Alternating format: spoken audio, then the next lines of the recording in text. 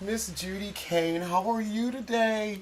Fine. Wet, but fine. Wet but fine. Oh, I want to thank you for welcoming us here in Polish Hill. Sure, sure. One of the greatest neighborhoods in Pittsburgh. I think so. That's why I moved back here when I retired. Oh, really? Tell me what, you lived here before and then you left and came back. I grew up here as a child on Harmer Street. My grandmother had an apartment building there. And all of her children, my aunts and uncles, we all lived in the apartments with their kids, my generation. Okay. And I went to grade school here. And then after 8th grade, we moved out to the South Hills. And then, of course, I grew up and got married and did the usual thing. But I loved the atmosphere here. Mm-hmm.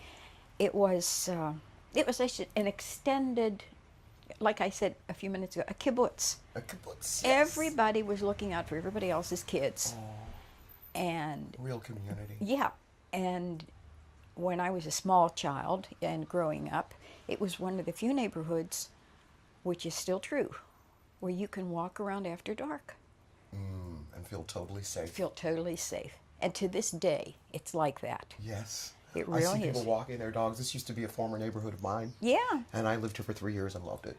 Well, we had a saying when I was a kid. My parents had a saying, and that was, those crosses up on top of that church, the Blessed Mother's looking out for everybody. So nobody dares get mugged around here. Or something's coming. Yeah, yeah. Beautiful. My Blessed Mother looks out for this place. But when I retired, I was in the law for a long time. And I thought, where do I want to go back to? And of course, I lived in the South Hills. A nice home, upper middle class and all that. But when I told my sons I was retiring here, they said, "You're moving where?" Where, Mom? I said, "Polish Hill." Polish Hill? I said, "Well, I'll tell you what, I'll stay in my big house, I'll keep the money." "Oh, no, Mom. You could sell that big house. It's a great place to move, Mom. It's a great place to move. Kids are funny that way, aren't they? Well, why did you move back here? I mean, have things changed? No, they haven't. For the better, in a lot of ways. Good. I loved the fact that you have the church, which is, a source of not only spiritual, but socializing. Oh, okay. West Penn Park. Mm-hmm. The rec center right above it. Yeah, and where I can go to senior citizen now. Okay. And I figured if I had to live the rest of my life alone, which I did, I lost my husband, where would I want to live where I could really be happy? Yeah. And I thought, I'm going home. I'm gonna go home. That's such a beautiful, beautiful and feeling. The book, you can never go home again. That's not true. Not true.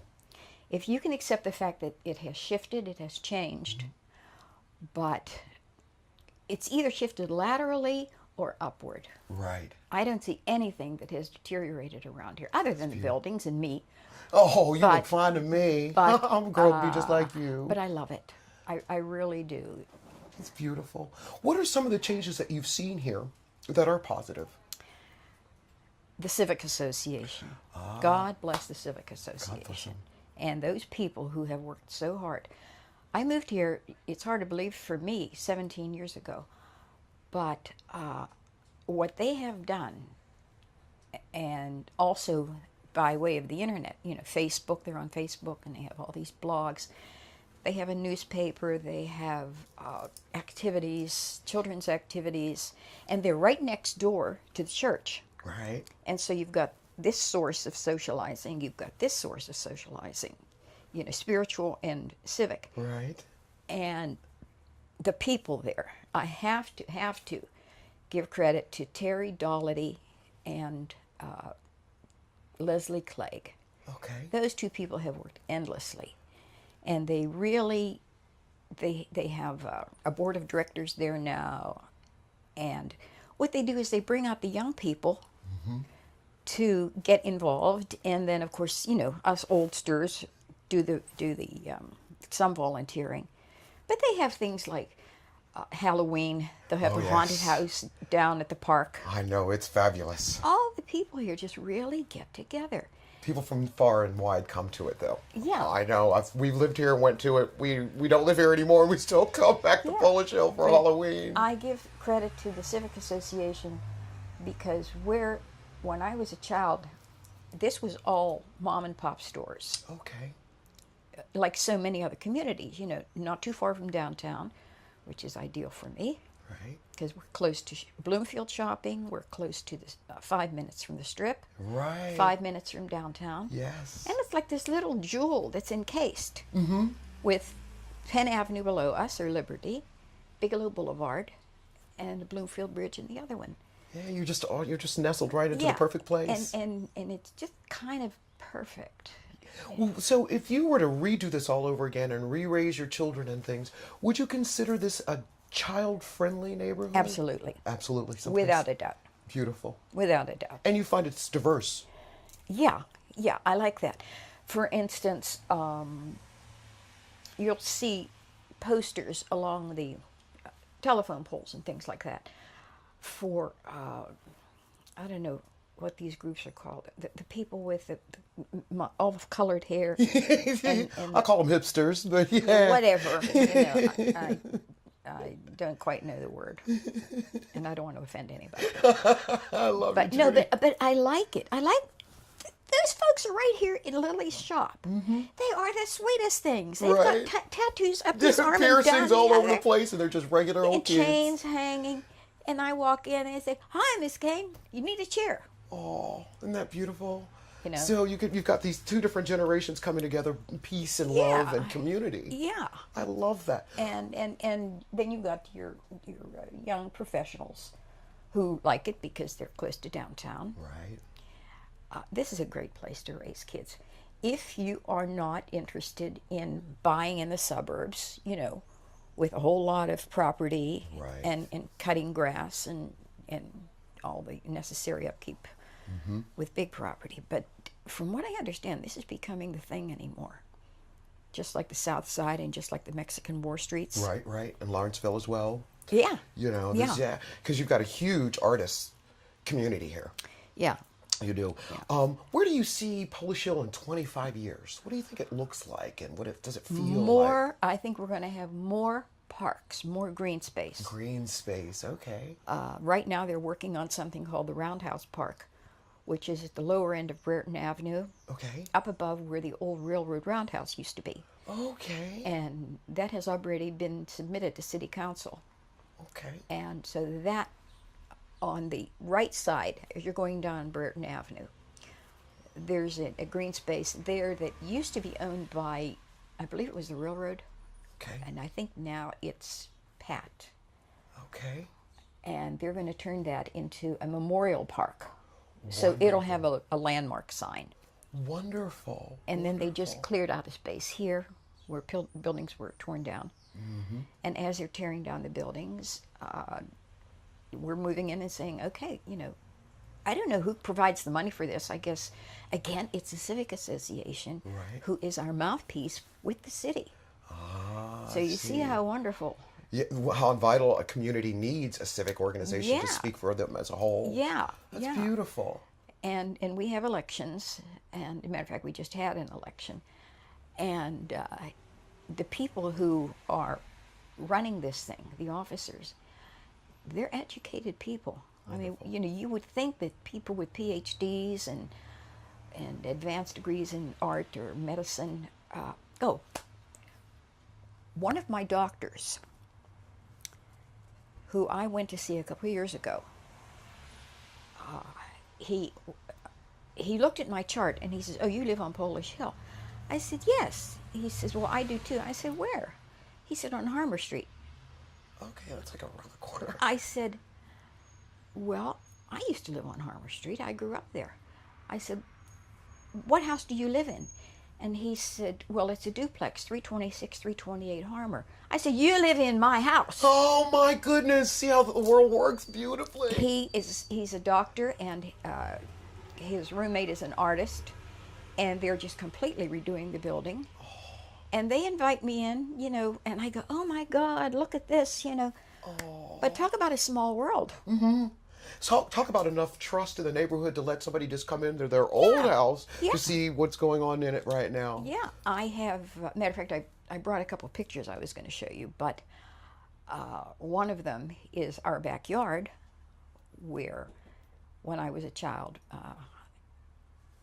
If the children were too small for to go to West Penn Pool, Right. my grandmother brought out all these galvanized tubs, and she put them in a row on the backyard, and they turned the hose on, and all of us kids got to sit in our own little galvanized tub in our swimming pool. Oh, that was beautiful. I would show it to you, but obviously, you're not going to see it on film. We'll see it later. You betcha But- I'm going to get it on there. Oh yeah, and If you had somebody that came from out of town, and it's the first time they came to Pittsburgh, and you said, I want you to come to my neighborhood, Polish Hill, what's the first place you'd take them? church, Beautiful. It's beautiful in there. Ooh. because, well, even as a senior citizen, I use Access a lot, and you'd be surprised at how many drivers say, "What is that church? I've always heard about it," because it is a landmark. Right. And it was built by the coal miners, men who were here about 1890, 1895. All the immigrants, the Polish immigrants, they would go to work in the mills or what have you, and they would come home from work, and then they'd spend their evenings working up on the church. Beautiful. So that church was literally built by the people. By the people, for the people. That's beautiful. Yeah, and so I would definitely say, okay, this is where it started. And then I would take them to West Penn, Yeah. and then I would take them to the Civic Center and say, Yes. I put these, here's, Joe Smith, I'm putting you in good hands. And you didn't even have to stay. You could just say you're in good hands, and they would Yeah. be in good hands. Yeah. One thing that I remember when I lived here that I didn't see a lot in other neighborhoods was that there were still Polish-speaking people. Oh, yeah. You could walk down any given street and see two people standing on the corner, and you knew they were speaking Polish to Yeah. one another, and it was like, wow. Well, when I was little, we lived with my grandmother in the household. And as I was growing up, I was bilingual because she came from Poland. And so until the time that I started school, my dad would come home from work and I'd, "Hey, tatuś, jak się masz?" And he'd say to my grandmother, "Mama, English, talk to her English." I love it. And so when I started kindergarten and first grade, of course, they offered Polish. And my dad said, "Oh, for God's sake, no." But the interesting thing, since I have been back, is I have picked up all of the Polish that I forgot. Beautiful. And now I can jibber jabber with anybody. Isn't it beautiful? I love it. And you think that, oh my God, but it's stored in your brain. Right. And just the exposure, it all comes back. Well, I know this is a very resilient neighborhood. I was here when the big fire happened on Dobson Street. Yeah. I was here for that. I got to stand on the corner Oh, that and was see just a couple years ago. It was yeah. it was heartbreaking to watch. But I watched a neighborhood galvanize like you wouldn't believe. Oh yeah. I watched the mayor come out, and half the neighbors said, "What are you going to do about it?" I mean, the man barely got to step out. Yeah. And I watched him when they tried to close the pool. And this neighborhood would not have it, and it was one of the Yeah. pools that got to stay open. Yeah. Yeah. Because of how close the neighborhood was. And again, I credit the Civic Association as our vehicle, as our voice. And I don't know how many neighborhoods have that little local authority. I know they have their councilmen and not congressmen, but your city councilmen. But how many people talk to their city councilmen? Now, Patrick Dowd is always here. Yes, he is. He has, little get-togethers here in Lily's. And this stuff is all advertised on Facebook. And we have a monthly newsletter that comes out. Excellent. So the materials are brought to you, It's not like you're isolated. Even like for me, I live by myself. I go out when I choose. I'm always busy. But there are so many, many things happening here. There are. For the kids, not only multi-generational, but multicultural. Wonderful. It's fantastic. I can remember, though, lots of little mom and pop stores. Yeah. Some of those are missing now. Do you feel that there's going to be a surge of energy where people are going to start bringing those shops I back? hope so. I do too. Well, this building is a prime example. there's Lily's, and then there are two businesses of some. I think one is records and One's one a is record shop, books. and the other is a bookshelf. I Right? think, and they're geared more to the younger generation. But this is just an example. I remember when the market closed down. Which market? The There was- little bitty market on Dobson Street.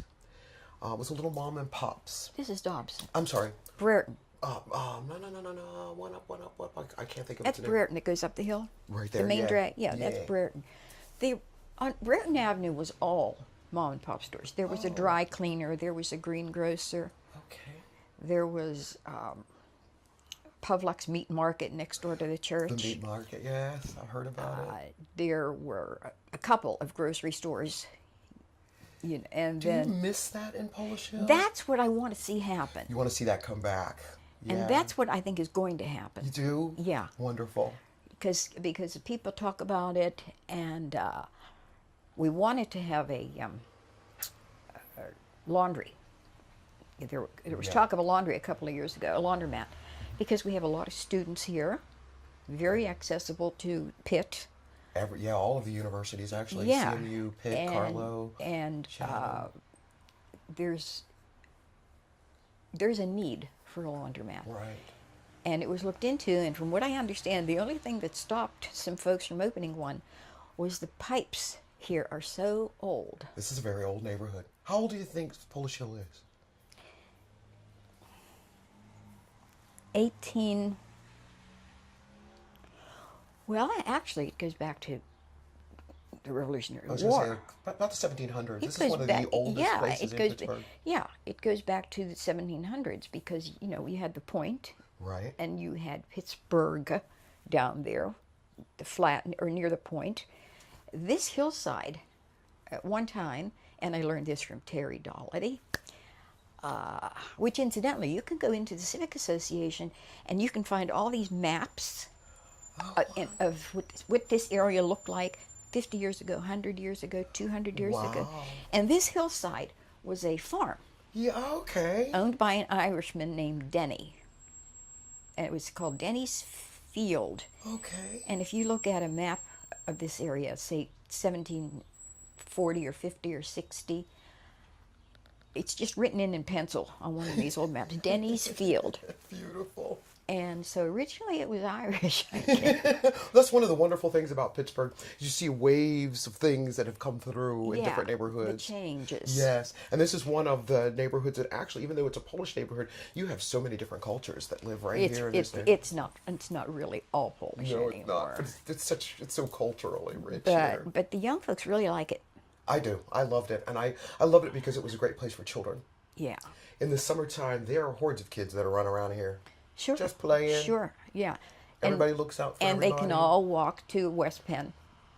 And that rec center is one of the best rec centers Yeah. to me in the city when it comes to providing needs for children. Oh, and yeah. And the elderly as well. And as far as culture is concerned, I mean the arts, if you walk into Lily's on any given day, you'll see posters of all kinds of activities. all over the The writers, they have writers get-togethers here. Oh, wow. how Poets, nice. a poetry club, yeah. Arts, of course, the artists. I know just right dance. across the street you have one of the finest sound designers in Pittsburgh. He lives right here in Polish Hill. Really? He designs for films and theater, mostly theater. Yeah, well, this is what surprised me because when I was here as a kid, these were all, these folks were lucky if they managed to get through high school. That was an accomplishment Big milestone. And get through high school. because my parents grew up during the Depression. I was born during the Depression. I see. So they were lucky to get through high school, which they didn't. They had to go out and go to work Right. when the crash, the 1920s. Right. So the people in this area were not all that well educated. They were literally scraping by, and they were of the generation that said, we're working hard for our kids to do better. Yeah. You've heard that. Yes. I sure have. And now, as I said, I am surrounded by PhDs and MDs. yeah, I mean, my doctor He's just lived in your old house. living in my old house. Fabulous. And he could have chosen to, Live anywhere. live True. anywhere. And he chose Polish Hill. But he went location, location, location. Do you still hold the big festival where they close off the street, the Oh, church? yeah, every year. Every year. Oh, it's about 3 days long, I believe. What they have done now is the church festival is usually in July, and it's on a Saturday, just the one day. Then on Sunday, the Civic Association has the Arts Festival. Right. And so they can use the same tents that they, booths Right. along the sidewalk. And so it's like a 2-day thing that's going on. I love But it. all the local artists and people who come in from other places Mm-hmm. for the arts festival where you can buy things. And they have music. Oh, it's beautiful. They have a band there, and they have a big pavilion in the middle of the street. It's wonderful. And it's gorgeous. It's like Yeah. one of those things that if you have somebody from out of town and they come in at that particular time in July, this is definitely one of the places I bring Oh them. yeah, oh yeah. too. It's a Saturday and a Sunday. Saturday is for the church, and then Sunday is for the non-church group. Well, I'll tell you what, I will be here, Miss Judy, in July, enjoying both days. And don't forget the pierogies. You have to eat the pierogies. The pierogies. Do you make them by chance? I knew you did, Miss Judy. I knew you did. I want to thank you for coming in and Oh, letting us sure. come to your This was beautiful fun. neighborhood. This is fun. Beautiful. Polish Hill with Miss Judy Cain. Thank you so much. Sure. All right, so don't tell me, do you make prune pierogies? Whatever kind you want.